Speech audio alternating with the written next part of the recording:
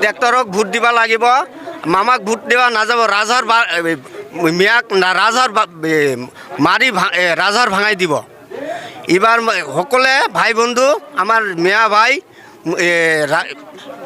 ট্ৰেক্টৰক vote দিব, জয়যুক্ত কৰিব। মই এটা এই টাৰাই চাইকেল লৈ আহিছোঁ, বেটাৰী। সেই গাড়ীখন লৈ তাৰ মিটিং চাব আহিছোঁ, ট্ৰেক্টৰৰ মিটিং। সেই মিটিংখন ভালে লাগিল, মানুহ মেলা হ'ল, শান্তি লাগিল। এইবাৰ জয়যুক্ত সকলোৱে কৰিছে যে ট্ৰেক্টৰক ভোট দি জয়যুক্ত কৰিব। ট্ৰেক্টৰৰ জনে কেণ্ডিডেট দিছে ৰঞ্জিত বসুমতাৰী। এইবাৰ আগৰ পৰাই মানে প্ৰমোদ বড়োৰ লগতে আছিলোঁ মই, মানে এতিয়াও আছোঁ। মই ট্ৰেক্টৰক ইউপিবিলাক ভোট দিবৰ জনে জয়যুক্ত কৰিছোঁ। মোৰ পৰিয়াল 7 জন আছে।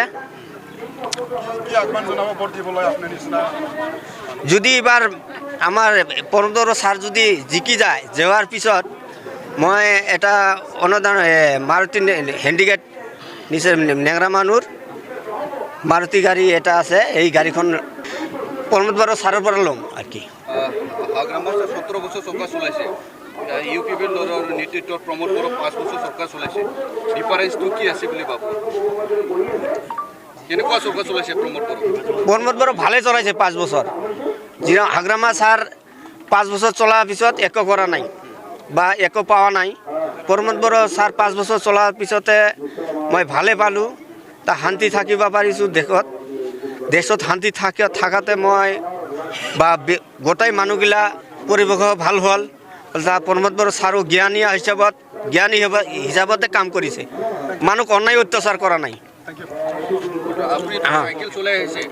মই চাইকেল চলাই আহিছোঁ যে শুনা পালোঁ যে প্ৰমোদ বড়ো ছাৰৰ মিটিং আছে।